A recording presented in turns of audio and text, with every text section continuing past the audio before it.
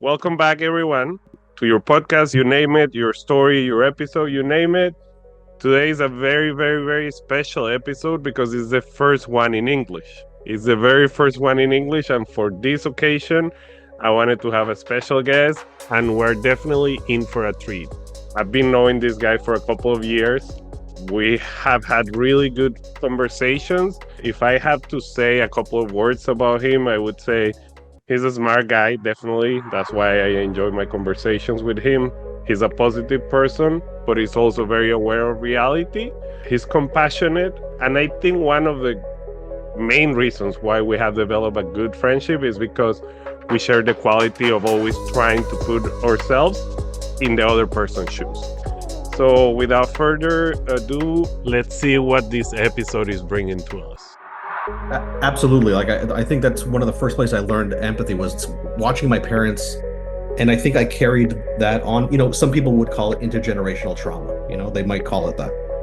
It's a real relationship. It has the confines of that are very unique to that situation. Like it's What are you gonna do? Oh, I'm gonna stay in a relationship that doesn't work right. because I feel lazy to go and try a new one. I feel like most of the time I'm floating through life and I don't even notice these moments. A little bit more interesting, right? Because it is like the mixing of ideas.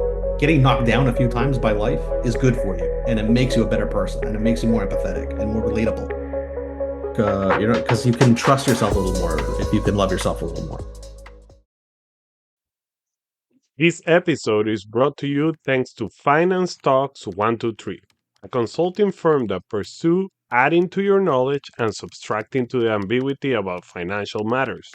We offer trainings for groups and individuals in areas like accounting, budget management, and effective presentations. You can contact us in Instagram at financetalks123 or email us at finance.talks.123@gmail.com. Understanding finance can be as easy as 123. Pablo, welcome to the podcast. Thank you so much for joining us. And you want to give me a little bit of your elevator speech, like who's Pablo? Okay. You tell me if we go in a place that is useless to you, okay? I've been thinking about this interview, and your introduction is very flattering, and I would agree on those things that you and I share in terms of empathy and trying to put ourselves in other people's shoes. And actually that's a good place to start. So I'm a therapist, and I think that empathy is the maybe the most important aspect of my job is being able to try, or at least making the attempt to understand how other people are feeling and thinking.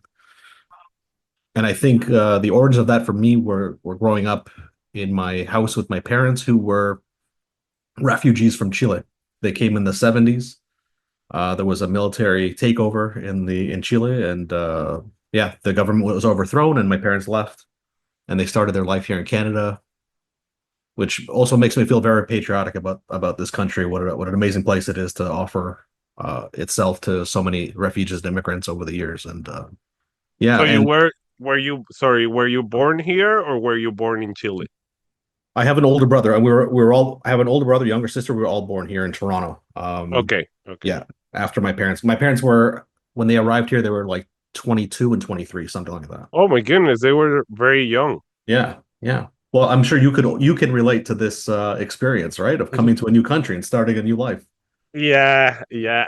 I would tell you that it's probably harder for the parents than for the kids because I'm sure it's hard for the kids too. And actually, one of the ideas for an episode that I have is to interview my nephew because my brother came here 10 years ago, and I know all the struggles of my brother. But my nephew is a 7 year old at the time. Now he's 17. I'm sure there are different struggles, right? Like as a kid, yeah, you think as an adult, you carry all the stress and all the drama, and the kids don't worry about that. But I'm sure there is a perception of that. So I don't know if for you growing up, like you felt that you had that perception of your parents' struggle or you guys as a family being part of a new country. Absolutely. I think that's one of the first places I learned empathy was watching my parents navigate yeah, when I came to the picture, they had been here probably for about 10 years, but they were still trying to figure things out. They weren't in their career jobs. They were going to school. They were doing various things, and just watching they're as great a country as this is. There's still struggles for immigrants or for people from different countries. Oh, There's for racism. sure, for There's sure. yeah, and so seeing them deal with that, yeah, it was tough at times, but it made me think about my parents' experience anyway, and also I just have such admiration for these two who were kids when they came here, and I know how hard they struggled. They came with very little money. They don't come from money backgrounds either back home. They my dad was lucky enough to go to university on a scholarship in Chile, and so he was university educated, but that means absolutely nothing in Canada. They don't really respect the degree from Chile. That's when they start to ask you, what about the Canadian experience? You Right. have, okay, that's good in Chile. What about Canadian experience, right? Yeah, and so my dad ended up, waiting tables and working in kitchens, washing dishes. He did whatever he had to do to make sure that he had enough money to pay the rent. My mom was same story. So yeah, nothing but respect and admiration for my parents. And maybe they could be a little tough at times because they were afraid for us and wanted to make sure that we would be okay. Anyway, so they emphasize education quite a bit.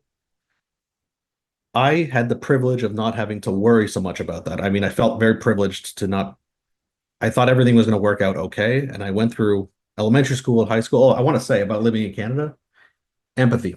You get to growing up in the 90s in Toronto or especially in Scarborough, it was very multicultural. So I had friends from all over the world. I had friends from Uganda and China, the Philippines, you name it, and I had friends from that country. And just knowing different people like that, I think you build empathy. You start to see the world from different perspectives. You can't help but get to know people in a different way. Yeah, and So, I think it helps you to your point, to be compassionate is like, sometimes we're so self-centered in our struggles, and when you have the opportunity to see people from all over the world like trying to make it in a new country just like you're like, well, they have struggles as bad as I do, right? yeah, So it makes you understand and be self-aware. Like that's I think in our conversations I have mentioned to you that sometimes I feel that, and I heard in a podcast one time that the struggles as a kid is something that is it's hard for parents to understand and to be okay with it, but it's something necessary, right? Like if you grow up as a kid with all the privilege and with zero struggles, you might not be the best human being or the best version of yourself when you're an adult, right? Because those struggles kind of like form your character and make you self-aware. I couldn't agree more. And yes, so that's another thing I want to touch on in my own life. Yeah, so being growing up in a house where there were tough times, it wasn't always the happiest environment growing up, and there were sadnesses. There were, my parents were missing their entire context, their entire foundation, their parents, their cousins, friends. We had some other family that came here around the same time, but it's not the same. Your whole life is upended, and I think there was a deep sadness in my home, and it sometimes wasn't a pleasant place to be. And I think I carried that on. Some people would call it intergenerational trauma. They might call it. I don't exactly know what that means in the context of my life, but there's probably an element of that. So going through my own feelings of depression, sadness, and anxiety in high school, but not recognizing it as for what it was. I thought I was just, I don't know, different or something. I didn't have the vocabulary to be able to describe what I was Yeah. feeling. And the thought of going to therapy wasn't even an idea. Like in Latin America at that time anyway, Oh people don't talk yeah. about therapy. Yeah, Yeah. it was a no. It was not acceptable with the society, right? Like it's like, what are you nuts? Like Yes, you you must like, be very sick to not have to yeah, go to a therapist, right? correct. Yeah, there was it was a very taboo subject for sure. Right. So the most support I got around that was like, "What's wrong with you?" Which is not the most helpful thing to ask a guy because I didn't know. I didn't have the answer to that, which led me to dropping out of high school. I never finished high school. And so you might ask, well, how the hell did you become a therapist? Do you actually have the qualifications to be a therapist? Which is a good question for a guy who dropped out of high school. I After high school, I worked many I think are just, dead end jobs. I was making $10 an hour loading trucks, driving trucks around, working in warehouses. I did that into my 30s. I was pretty much I felt lost in my 20s. How old were you when you drop off of high school? I was 18, so I was almost done. I only needed, I might go back and get my last few credits just for the kick of it. But yeah, it wasn't until in my early 30s that I met a young woman who became my girlfriend, and she was university educated. She had a master's degree, and she told me, she goes, you're not an idiot. So what are you doing with your life? Wow. Yeah. I know I was kind of shocked because I kind of thought I was an idiot. And You're I like, had are you sure? Like, right. you Like, want to double check? are you an expert? How can you actually say that? You don't know, maybe you don't know me that well. I always had an inkling that I could do school. I was just afraid to do it. But anyways, I ended up going back to school while I was working full time, night school and stuff like that. I went to college first to Seneca. I did my SSW, which is a social service worker program. It's a 2-year diploma. It took me like 4 years because I was doing it part time. And then I got fired from a job. I was so unhappy and miserable and making everyone around me miserable, going to work and just, they didn't like me. I didn't want to be there. They didn't want me to be there. And finally they let me go, but they gave me like 6 months of severance. And I thought, you know what? This is great. I'm going to apply to school. And I have this like little nest egg that I can rely on. So I took a couple of loans. I went back to school. That girl dumped me. She was right too. But we remained friends, and she's always been a supporter of mine. And moved back in with my parents, and that's a privilege too. So I didn't have to work while I was in school, and I did my bachelor's in 3 years, and then I did a master's in 1 year, all in social work. And then I became a therapist quickly after graduating from my master's. Do you think that when you were younger, when you were dealing with these things in high school, did it cross your mind to go into the field of therapy or the field of psychology, or it never crossed your mind at that point? I wanted to be an artist or a writer or a comedian or a combination of all three. Okay. None of Well, that, you none of know that what? worked Like, out. well, you're pretty funny. Oh, So, thanks. I get to use my well, creativity in my work. I do get to be creative in my work, right? Like it's a creative for sure. exploration of people's lives and trying to come up with new conclusions or new perspectives. It is a creative endeavor, but it's a co-creative endeavor. I get to do it with another person. Which probably, I don't know, in my opinion, makes it a little bit more interesting, right? Because it is like the mixing of ideas. Whereas if you were comedian or whatever other field you would have chosen, it would be only by yourself, right? Like you don't need to bounce off ideas. You don't Right. need to even have challenges, right? Because I'm sure, and when we talk more about your experiences, I'm sure that sometimes it's kind of refreshing, but sometimes it's probably pain to have pushbacks a lot, right? Because you're trying to help people, but that doesn't mean people don't have their own opinion. So they might say, no, I'm going to continue being an alcoholic. It's good for me. And you're like, okay, well, Yeah, and but not only do I, yeah, sometimes it can be painful, but there might be a very good reason why that person needs to be an alcoholic today. and discovering that is the beauty of your art. Is like trying to peel all those layers is probably one of the things that gives you satisfaction of your job. Absolutely. And I get to practice that empathy, right? Like if I'm your boss or your brother, maybe I need you just to stop drinking, you know? Yeah. But as your therapist, I don't need you to do that. I just need to I need us to get to know why we're doing that. What's the purpose of it? What's it serving?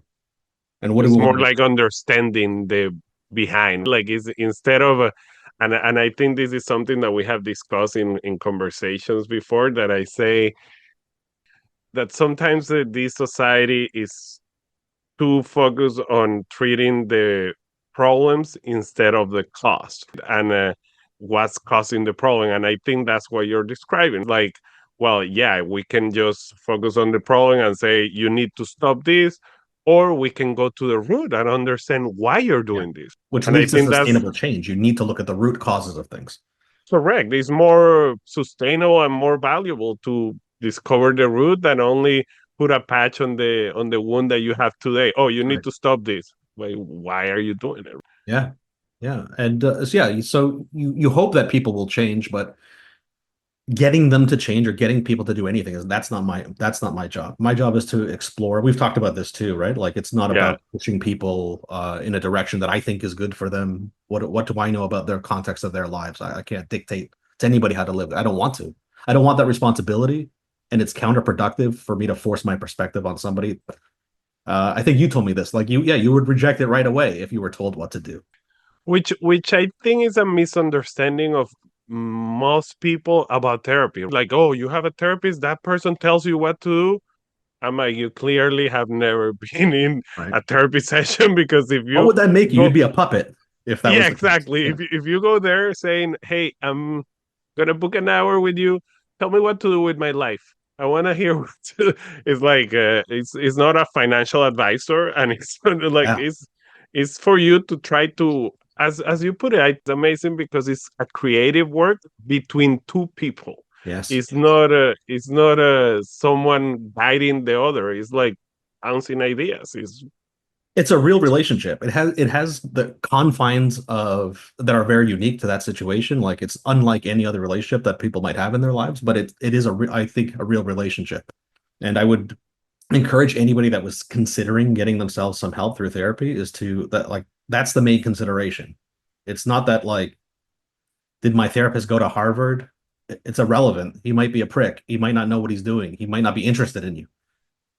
Can he relate to me on a human level? Is he actually listening? Or he or she actually listening? Do they give a shit about me? It's like can we build a report like Yes. because you might have all the credentials in the world, but if I don't feel connected with you, why am I gonna Yeah. open up, and why am I gonna try to discuss things that I don't feel that proud of with a person that I dislike? Like there has to be some sort of empathy in there, right? I think so. And it doesn't mean that you have to like your clients or like everything about them. You have to respect them and you have to care about them. And if you don't, as a therapist, I think you have the obligation to refer them out and admit that this connection isn't working and it's not going to serve the client well. And you have to admit that to the client too. I'm sure those are not fun conversations. You're describing it, and I think it's true that it's a pure relationship that is like a breakup, right? Like it's kind of like, hey, I'm sorry, it's not working. It's not Yeah. working, and it's for your. It applies like even that famous line: "It's not me, it's not you, it's me." It's like it applies, right? Like it's if this is not working, it's not gonna help you. It's not gonna help me as a professional. So Yeah. we gotta stop it here. And I It's like can't a keep breakup. taking your money when you're not getting any support out of this. That it's a ethical obligation too, right? Yeah, Yeah. it's part of being honest and transparent because if you weren't, you would say, well, you know what, it sucks. It doesn't. It's not working, but it's hours that this guy is paying. So Yeah. be it. Yeah. And yeah, I just want everyone to be doing as the best that they can. And so if that means, you take your business to another therapist, I'm happy for that actually. At the end of the day, I hope that we're all in this business for people to feel better about themselves and in their context to the world. And yeah, get yourself a therapist that you feel good talking to. So and for how long have you been doing this now? It's been almost 10 years now, I think. I've been in this field. Yeah. And do you feel like because and we have a talk about this. Well, one clear example is this that I'm doing. This is a little project that I'm doing. You know that I'm an accountant, that you know that I work in finance, and this is very far apart from what I have been doing for the last 20 years. But I feel that at some point I'm probably part of the midlife crisis in my 40s. You reinvent yourself, right? Like, and part of the beauty of this world that we're living in is that you kind of like have the ability to reinvent yourself at any point, right? Because the tools to learn something, they are all there in the internet. Sure. So my question is, do you think after these 10 years you found where you want to, like where you belong, like you think this is it, you're like I found my passion, this is it, like I love what I do, this is my job, or 10 years from now, I might be a rock star with a mohawk. Oh, yeah, I hadn't considered that. That sounds good. Yeah.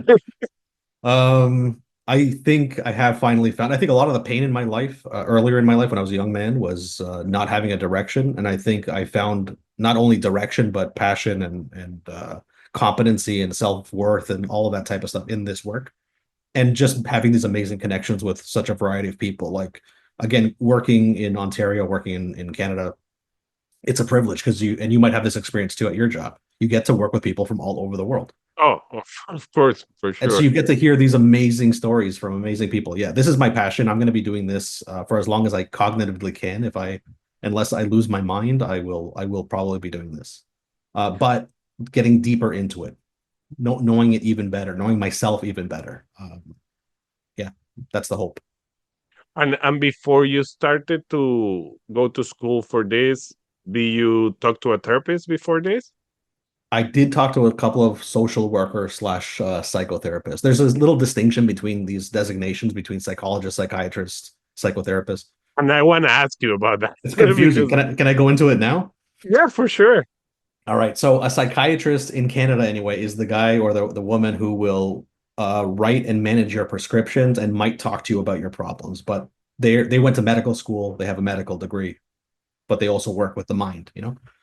A psychologist can be more like a researcher or work directly with people. I don't think that they can prescribe a psychologist. Now, I could be wrong about that, but both of those people can deliver psychotherapy. Then there's psychotherapists who are you can have a lot of backgrounds, have a lot of different educational backgrounds, but you have to have gone to a psychotherapy college and gone through that process. So you've learned that particular thing.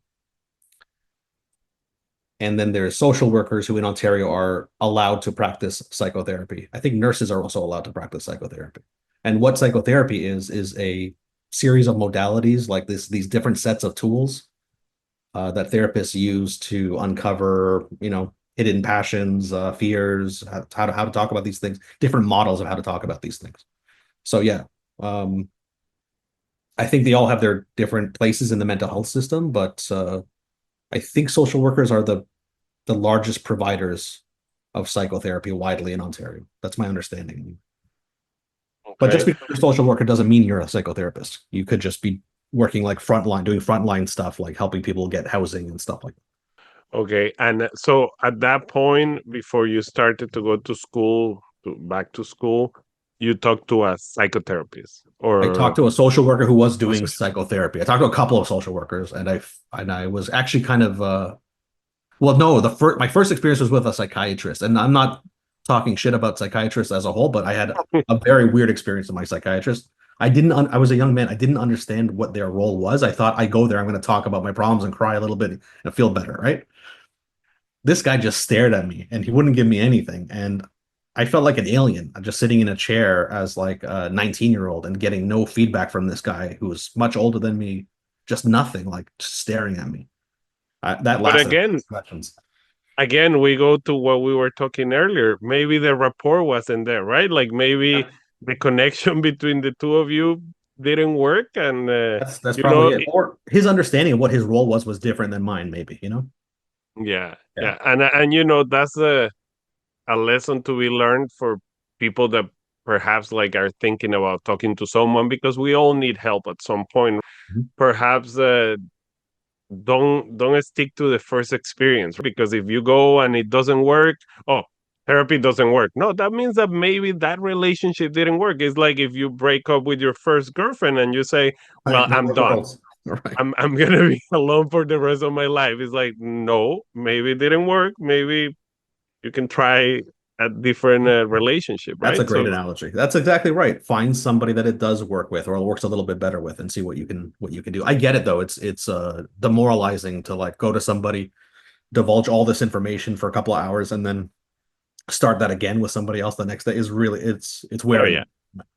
Yeah, you don't want to be like pouring your feelings out to a new person every week. But sometimes it's necessary again. You don't want to get married and get divorced and go through the process Yeah. again. But if it doesn't work, what are you gonna say? What are you gonna do? Oh, I'm gonna stay in a relationship that doesn't work Right. because I feel lazy to go and try a new one. By the Doesn't way, work that that's way. another reason why the obligation of the therapist to call it at the end of the day when it's not working between a client and a therapist is so important because you don't want to replicate that might be what they're doing in their real life. They might be in a bad marriage. They might be in a toxic relationship. You don't want to recreate that with your client. Now they are stuck in a bad relationship with the therapist. Like Oh, it's a nightmare. Yeah. yeah, yeah. Well, that's very insightful. So I must. I never ask you, and I have known you for a couple of years. How old are you? I don't know if you're okay with me asking. I'm assuming we're around the same age. We're in the range of 40. I'm gonna make you say it. How old do you think I am? I'm gonna say 39, 40.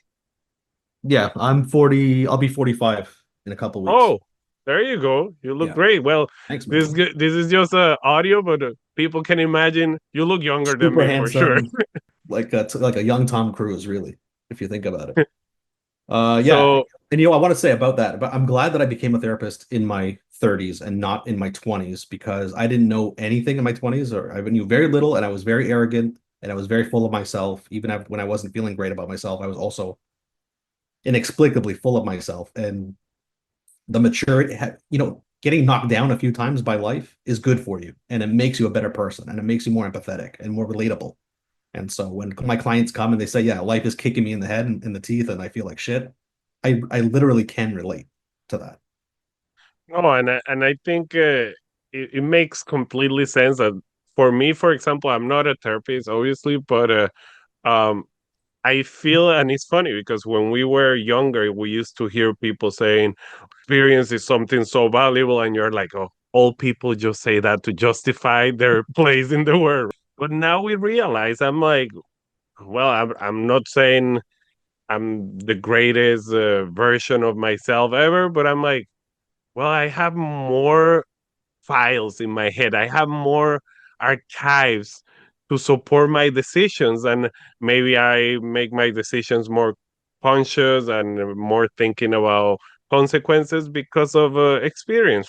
The problem is that it's a trade-off, right? Like I try to apply this in sports. You know that I love playing Mhm. the sports, and now I feel smarter for sports. I'm more mature, but my body is older, so I Right. cannot do the same thing. So it's a trade-off. You give some, you get some, but definitely, I But think, you know how to win and lose better than you did in your of 20s? course, of Yeah. course, like I think I mentioned it to you in one conversation that we had. My perspective or what I think about professional athletes because I follow sports so much is that the the superstars, I think what makes them different is not only the physical attributes because if you work hard and stuff you might get there, right? But I think it's the maturity that they have at a very short age.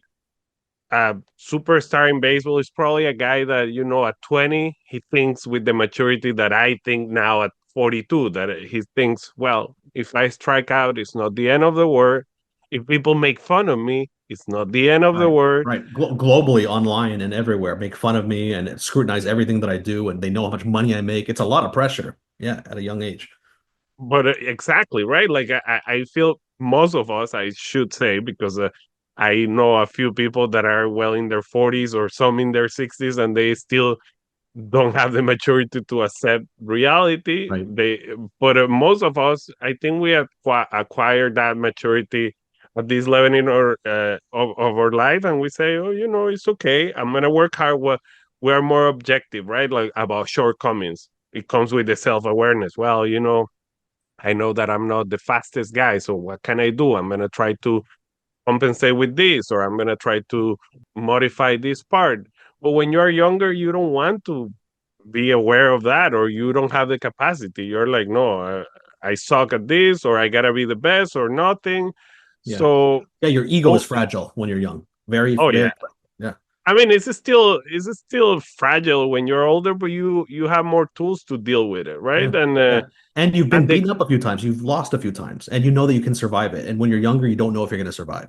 Exactly. That's exactly my point. That that, oh, well, I went through that was horrible 10 years ago, and I'm here. I'm standing. So I'm going to be fine. So all this talk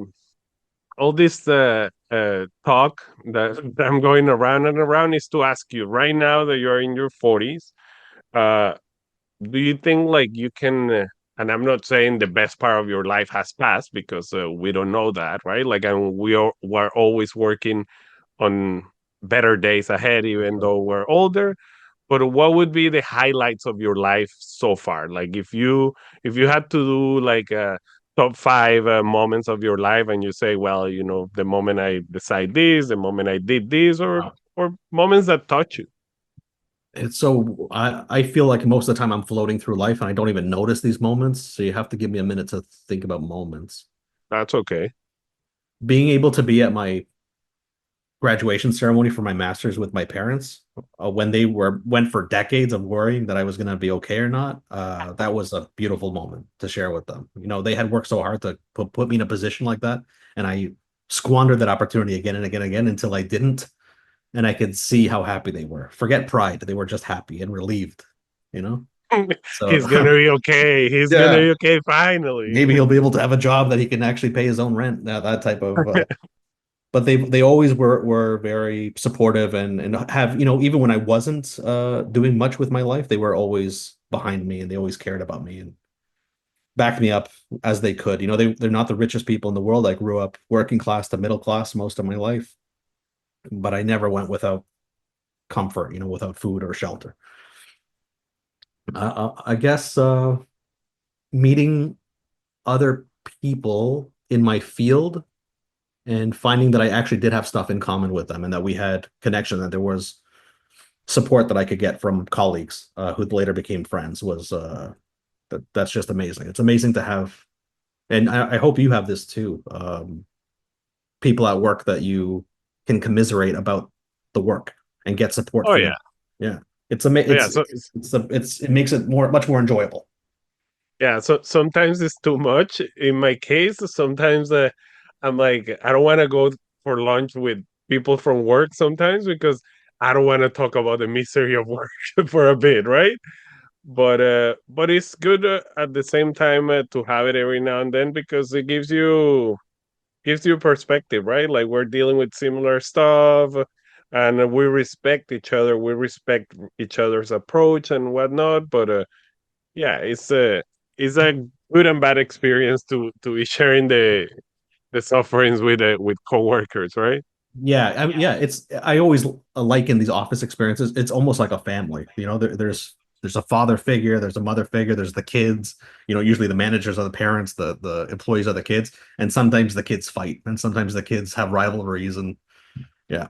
Additionally to all those things, I think I can't get into the specifics of clients, obviously, but being able to witness actual change in people's lives and having been a small part of that is a mind-blowing experience to talk with somebody for a couple of years who felt very, very stuck in their lives. I'll give an example, like somebody who was afraid to become a father. And all of a sudden they are a father and they're embracing it and they're excellent at it. And all the That's fears of what they amazing. would have, yeah, it's amazing. All the fears that they thought they would be a horrible father, replicating the past of what they knew from their own childhood and stuff. It turns out that they had enough support and awareness for themselves to turn things around. And that's gratifying is to see people get unstuck. That's nice. I think that's a nice way to end up this first block. I think it's amazing, and with this we can take a little break in here, and we can start.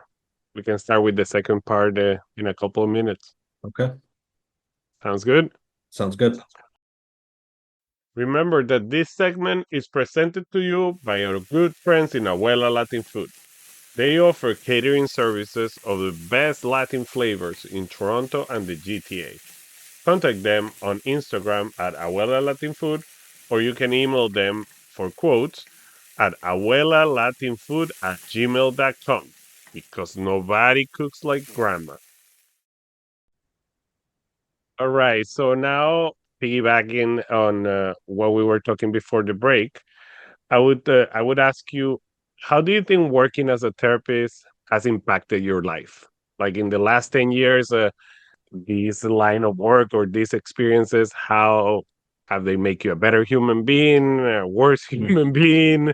Have they depressed you? Have make you feel better about yourself? Or how do you think your life has been impacted by your career choice?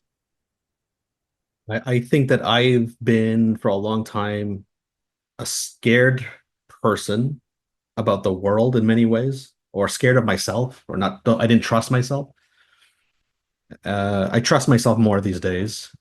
I think my work with my clients allows me to express and experience a level of empathy with such support behind it, like professional support behind it, that I can love people as human beings in a real way. I can really, it's not just empathy. I want to express, I don't know how to express. It's more than empathy. It is like a love for people. And in doing that, in that practicing that every day, I find that I'm able to do that for myself, love myself better, be more empathetic with myself, be more understanding when I make a mistake, when I screw up a relationship or I say something stupid in my life. Like I was so hard on myself before. Now, how can I be hard on myself when I'm every day practicing not being hard on people in the same way? So yeah, That it's makes it's sense. it's made me be a softer, nicer guy to myself because I've been practicing it with my clients for so long. I think that's amazing. I think it has makes you not only a better human being, but probably better to yourself, not so Absolutely. hard on yourself. And that is something so important sometimes because I have a saying, and I think I have mentioned it to you that we can either be your best friend or our worst enemy. Anybody can say whatever about me, and it might affect me at to certain degree. But if I think badly about myself, I'm screwed, right? Like Yeah. it's if the worst judge that I'm gonna have is myself. So if it's something that has helped you to be nicer towards yourself, that's a win for sure. A big one. It helps you be take bigger swings in life and take because you can trust yourself a little more if you can love yourself a little more. It's been an overall huge personal growth experience to do this kind of work. Um, I wouldn't be the I, same person at all. and the question I was also as I asked the question, something came to my mind that I feel, and without having the experience of working on this field, but I have been exposed to people that work in this field. Like I have had relationships with people that are social workers or counselors, and what I have seen in cases is that you really need to love what you're doing and understand the good part and the bad part, and understand that it's a job, because I have seen how this field can affect personal life in a negative way, right? Like Sure. a flip side of the coin is what you're saying. Like if you take it, oh, I'm more self-aware, I'm nicer to myself. But I have seen firsthand that people, you know, they see such horrible stuff, because I'm sure you have heard like stories that are not the nicest things to hear, Absolutely. and they take it to their hearts, and it affects them, right? Like and it's because we're human. We understand that we're human, but when you start to bring your work home and when you start to be affected is when I say, well, maybe you shouldn't have choose that career path, because it's really taking a toll on you. Have you experienced that at some point? Yeah, I think more so early on. I learned a couple of really important things that have helped me sustain my work. And the big one was I'm not a big sports guy. I know you're into sports, and so like that the concept of like leaving it all out on the field really Okay. speaks to me because that's basically what one of the approaches that I have to take care of myself is to feel things in the room or in the moment with somebody instead of pretending that it doesn't affect me, then later and going and crying about it at night. I have and would cry in session with somebody. It's okay. It's a natural human reaction. To deny it is to deny my own humanity. I don't think it's sending a good message to my client. Of and course, you then don't want to make you're your client. probably and then you're probably suppressing that if you don't express it Yes, there, and then you it's gonna fuck you up, like it's you're gonna gonna have screw you nightmares. over. You're gonna, yeah, it's absolutely that's how it works. Or you're gonna be talking to your partner or talking to somebody else, and it's gonna come out in some unwanted on it. Yeah. I own it. I can feel it. Obviously, the therapist cannot make it about themselves in this. I'm not talking about I start weeping and then we make it about me and everyone takes care of me. I'm saying I betray my own humanity on purpose because it's real, it's there. I don't want to hide it from them that their pain can have an effect on other people is an important thing for them to understand, and not in a negative way. It's just that we're all connected as human beings, and when I see you suffering, I suffer, and that's if it wasn't like that, it would be a very dark world that I don't want to be a part of. You know? That's a very amazing insight because what it sounds to me is that how you deal with this is you allow yourself to be a human. Like, Absolutely. yeah, more than being a professional, like, yeah, you're being a professional, you're taking care of your patients and whatnot, but you're allowing yourself to be a human, to have feelings, to feel those feelings. Because I feel like sometimes people in this field, they say, well, I cannot show empathy or I cannot relate to this. And then that blockage is good. You're going to pay for that at some Yeah. point. Like, And the relationship's going to pay for it. They're going to feel that distance, that professional bullshit that you're putting on. They're going to feel the distance, and that doesn't help anybody. And it's fake. Like, why are we doing? Why am I going to pretend that I don't feel something? It to who's that going to serve? Inevitably, nobody. And so yeah, not so I do that in session, and then I have my own therapy. And don't this I'm going to make a blanket statement, and people might hate this, but like, don't trust your therapist that they don't have their own therapist because they're not looking at real shit in their lives that they should be looking at. And it's of they're course. going to end up either projecting that onto their clients or patients, or ignoring certain things that they don't want to look at in their own lives. They won't be able to see it in you. I mean, going back to what we were talking at the beginning, there was such a taboo about taking therapy and whatnot, but I feel like in the last 10 years, 15 years, that has cleared up. Like, it's okay it's not even okay, it's necessary, I feel, for anybody that wants to be successful. It's like, and it doesn't have to be a professional therapist. It might be a good friend that you have that you can vent Yes, out with, but absolutely. but we need that. Like, if we swallow all the sadness and all the horrible things, we're gonna become that, right? Like, it's gonna affect us. So it's necessary, and yeah, that was one of my questions too. I'm like, I'm assuming as a therapist, you also need to vent out, and you have your own sessions for yourself to take care of yourself. So much of our modern society wants people to be isolated and away from each other, and you're supposed to be a rugged individual who can take care of everything on their own. And if you can't, there's something wrong with you. And that's bullshit. Like, we're given language, the gift of language, to be able to communicate with other people. That is a that's a biological necessity. Like, you were given that gift for your own survival. We can only survive in a complex society by relying on one another. So why are we going to pretend that we have to do it all on our own?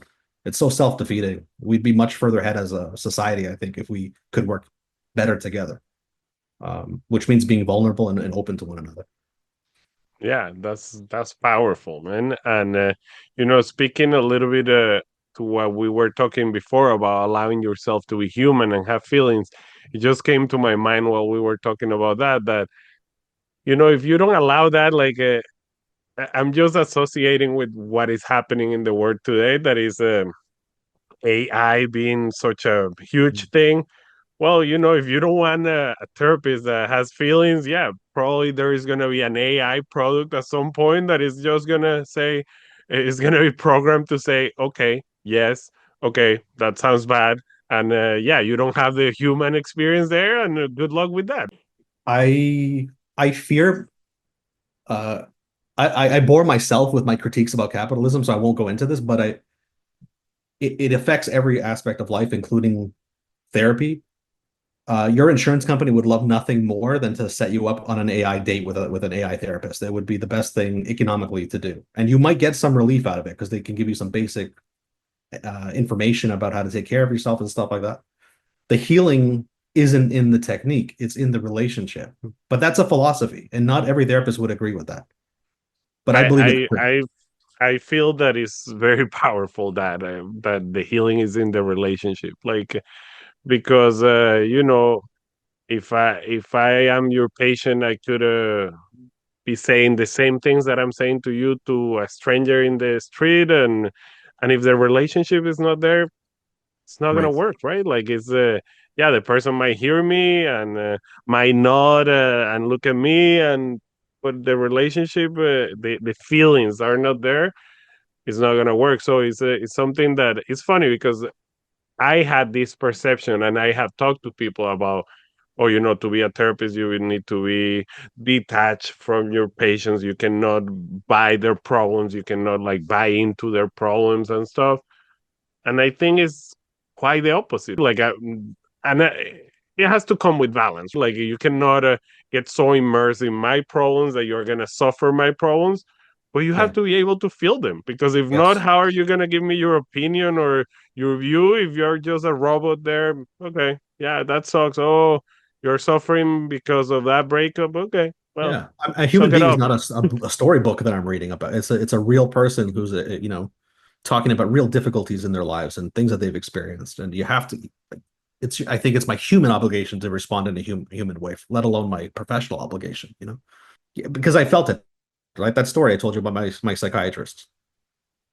That was never going to work. It was never going to go anywhere positive because I didn't feel like he might have been dozing off. I don't know. We didn't have a relationship. I You know? was probably thinking, oh, tonight I'm gonna cook a steak. Oh yeah, yeah, keep on Yeah. talking, Pablo. Like Yeah. it's like what I'm Oh, say gonna more have about that. to. Yeah, I got to pick up bananas and I got yeah. Yeah, yeah. Is there any other therapist, psychologist, psychiatric in your family? Is there any other therapist professional in your family? No. My father worked with computer systems. My mother worked in healthcare and administration. No, I can't think of anybody in our family that went into this field. And I'm asking you this because and this might be a very Latin thing, so you might relate. But in Venezuela, where I'm from, you know, I have a couple of doctors in my family, right?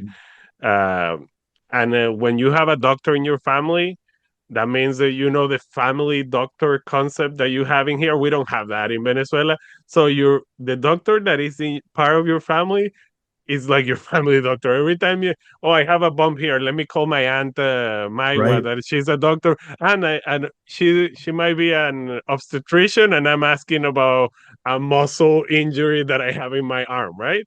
So it's always like your doctor that is related to you is your to go person to ask questions. Does that happen with a therapist? Like people in your family is like, oh, I'm struggling with this, let me go to Pablo. Pablo, can you help me with this? Or I totally get they why. If your aunt's a doctor and you have a burn on your hand, yeah, okay, that makes sense. She'll prescribe you a topical ointment. She'll look at it. That seems ethical to me. I couldn't be my family's therapist. You know what I mean? Like it would be I in the same way that I said I can't need my client to be any other way than they are. I can't need them to stop drinking or to stop whatever behavior that they with my family, I need them to because I'm their son, their brother, their uncle. Like yeah, I you're have gonna have like a conflict of interest. it's Like too close. as their son, you want them to stop Of drinking, so course. you would feel tempted to tell them what to do I instead of do. seeing things In my objectively, right? personal life, I'm not gently leading anybody along. I'm yelling at, hey, stop doing this shit. Like, because I have an emotional attachment to it that goes beyond sometimes my ability to self-regulate even. It's like you see a kid suffering in your family and you'll do anything. You'll Yeah, cross any line to make sure they're okay. But people do come to me and I'm flattered by this and I'm happy to help out, for some advice about something because they feel that I have some experience in that. But I've encouraged my family members to go seek out their own actual therapist when it comes to that sort of stuff. I'll help them out, little things here and there. I'll talk somebody out of a panic attack or something, but I think that they should go have their own therapy. but I think that's good enough. That's great enough. Like because at least if you have someone that can tell you, hey, you know what, like I'm too close to you to see this objectively, but you should seek it's like kind of a referral. Like, hey, you're feeling that way, you should go talk to someone. Like, and I'm talking about experience because I do this for a living. Just go and vent it out. It's not with me because I'm gonna call you out in your stuff because I'm your cousin or whatever, right? A family member But reached out to me and they asked me straight up, "Can you be my therapist?" They're going through a really hard time, and I said, "I can be your blank, whatever my relationship to them was, and your friend." But I cannot be your but I therapist. can't be your therapist. But I meant that. I'll sit with them for hours talking about their problems as their cousin or uncle or whatever, and their friend. But that's not therapy. Can I say one more thing? Oh yeah, for sure. And I dare to keep this in, okay? For you, man, because I've known you now for a while, and I'm so excited for this project that you're doing, this podcast. You ask such good questions, and your curiosity is genuine about people. I wonder if in the future, if you would ever consider becoming a therapist yourself, because I think you have some of the makeup of a very good therapist. That's an amazing question, and I wasn't ready to answer questions, but that's an amazing question, and I think it's amazing because it's something that I have been wondering myself. Like, I have a show passion for things throughout my life, and I think it goes up and down. Like sometimes you're passionate about this subject and it dies down. My work, my day work, I work in finance. I like numbers. I love numbers. I don't feel passionate about it. To be honest, like I like it. I think I'm good at it. I like talking to people.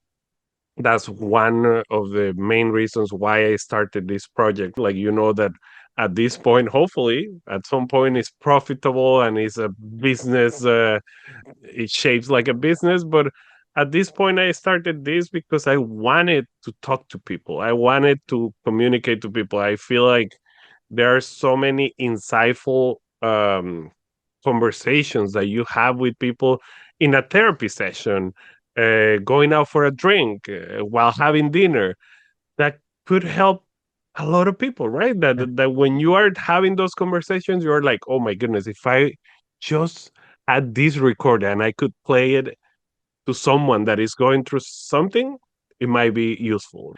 So I have considered that in my future.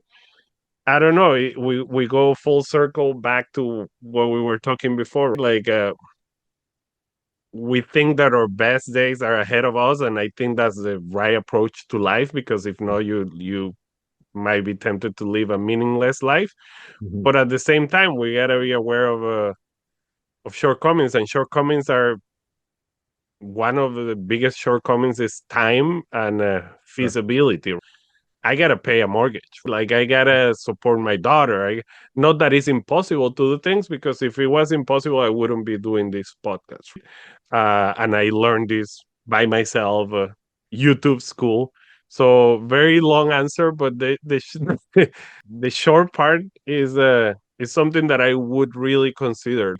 I and funny enough, I think I fell in love, or I got really attracted to human behavior and to conversations about human behavior going through my own struggles. When Mhm. I first saw a therapist, when I first spoke with a therapist, and trust me, at the beginning, I didn't feel it was helping, or I felt, I went a little bit hesitant when I went in the first time, and then I started to realize I'm like the most insightful part is the conversations that come out, and then I started to have better conversations with my friends, with my family. So definitely is something that I would consider. I would need to knock at your door and ask you how long things are, like how costly would be, if it's something that I can do on the side. But it's something that definitely I would be interested in for sure. That's excellent, man. Because I think you'd enjoy it first of all, but also, I mean, this could be that you are having amazing conversations with people. You're generating insights about things based on your questions. Like maybe Yeah, this it's is like enough. I'm being a therapist without a degree, right? Yeah, yeah. Well, I gotta just put a sure. Well, disclaimer when I post these episodes. Hey, this is not therapy. This is not a professional advice. Don't take me as a life coach. But yeah, it's something I love conversations. I think I have mentioned it to you in the past that with my baseball friends, my nickname is Broken Radio, because I love to talk. Like I talk a lot, and I think that's how I realized this idea of the podcast. Like I know that now everyone has a podcast. It's like the most popular thing in the world. I have been thinking about this for like 2.5 years. I just never acted. I was dealing with my own shit. And the matter of the fact is, I'm still dealing with all that crap. But I'm like, well, if this is a dream or something that I want to accomplish, and time is not on my side because time is ticking for everyone, let's get on it. And to be honest, I feel like I'm accomplishing things because I'm getting these feelings of excitement and joy when I record something, when I post it, when I see it online, when a, a number that probably for most people wouldn't be significant, but for me, when 200 people have listened to my ideas or to the ideas of a person that is sitting with me, I think that's amazing. So it's rewarding. So I'm I so glad you honestly I'm think so glad you did this. And what I hear you saying is I didn't wait for my life to sort itself out or be perfect before I pursued something that gives me joy. correct, correct. And I think that's a very, very common mistake that we all make at some point in our life. But some people get stuck in that. Oh, I'm going to get to that when I'm in a better place. Yeah. Guess what? You're never going to be in a Yeah, better keep place. Like, waiting and see how that goes. Yeah, you can wait your whole life before you do something. yeah, circumstances are going to be there. Like, sometimes are worse than others, but there's always going to be shit in your life. That's the reality. And if you can balance things, and the funny thing is that even for me, for example, this is making me more busy. I'm already really busy. Yeah. This is making me more busy or busier, but I'm enjoying it. I have a so and that feeds you, right? Like that Yeah. gives you some energy. So that's very good. So I'm gonna ask you a couple more questions to before we wrap it up. I would ask you if someone is considering to go to therapy for the first time in their life. They have been this old school, like we were at some point, and they are like, that's BS. I don't know if it's going to help, but they're feeling the struggle and they're truly thinking about going to therapy. What would be your pitch for them, or what would be your advice, like saying, you know what, like it's worth it, try it, it's going to help you, or how will you sell that idea to them to help them? If I was speaking to a highly intellectual person, I would appeal to the intellect and I would remind them that you only know as much as you know, and through dialogue with somebody else, other things will be revealed. You can't be your own sounding board. It's like an echo chamber. You're only going to hear the same thing over and over again.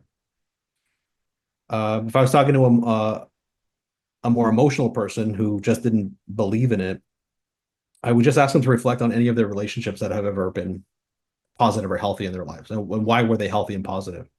And it was probably because of openness and vulnerability, but they were able to be themselves.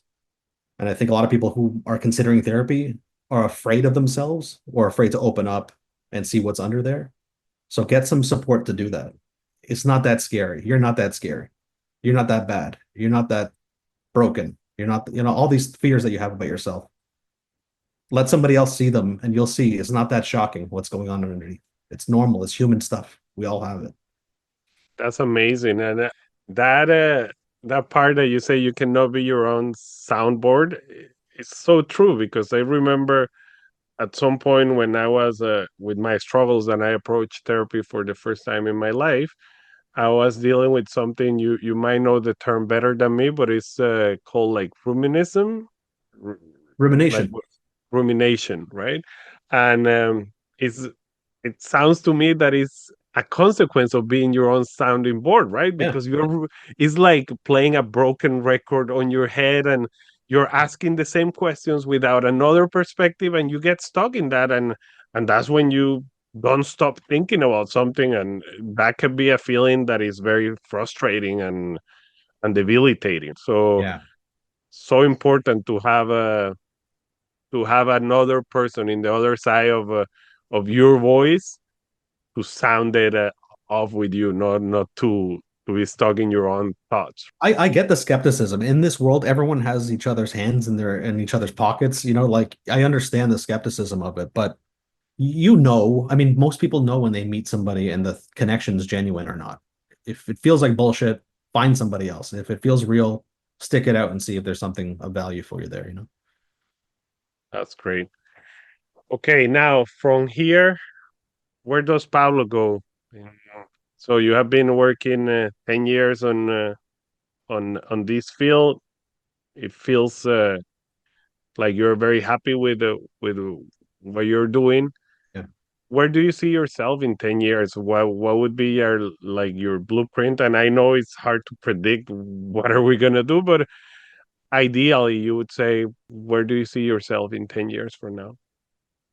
I think that I'm starting and have been working on developing a philosophy of practice, a philosophy of the way that I look at my own work in a more humanistic way than maybe some other therapists do. And I think there's value to that perspective. And I'd like to foster that in other therapists. So I think in the future would probably be some supervision. I'd probably become a supervisor for other therapists so that I Perfect.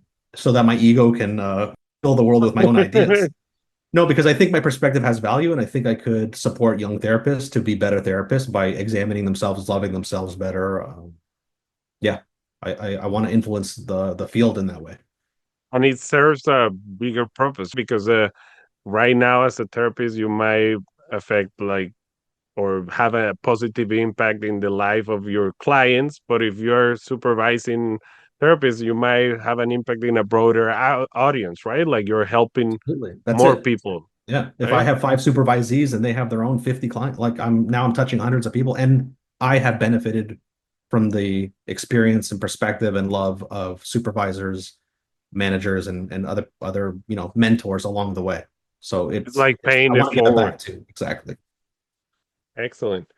All right, and to wrap it up now, I don't know if you heard, if you listened to any of the episodes. Well, I have posted only a Spanish episode so far, except for the introduction one. But the whole idea behind this project is you're telling your story, is your episode, it belongs to you, so you have to name it. You name it. So, what is this episode called? Jesus. Oh, I You have a name bad feeling. it. I'm gonna wake up in the middle of the night tonight with a great idea. I'll leave you a voicemail saying, no, no, no, you got to change it to this. That's okay. That's okay. I'll include it. But right now, if I put you on the spot, what's the name of this episode? All right. I'm gonna regret this the minute I say it. You're not really alone, so stop pretending that you are. That's amazing. That's very insightful, and I honestly think a lot of people are gonna find this information helpful. Thank you so much. Before the closing remarks, I just want to ask you if someone wants to reach out to you, if they are thinking about taking some therapy sessions, or they want to like bounce some ideas with someone on this field, how can they reach out to you? Yeah, they can shoot me an email. I'm not on social media, but yeah, you can reach me at pablo.a.gonzalez, Gonzalez at outlook.com. Perfect. I'll put it in the description too. And now, well, you have named the episode. You have give us an amazing episode. Any closing remarks? Thank you so much for inviting me here, for asking such insightful questions, and for this opportunity to reflect on the work that I love to do. Amazing. And I can tell you're passionate about it. And I just hope we keep our friendship or relationship for a long time because I love these conversations. Perhaps this might not be the last one of our conversations that we record. We'll see. We'll see Okay, how I'm open how to it. this one turns out. Yeah, sounds good. All right. Have a great one. Thank you so Thanks, much. man.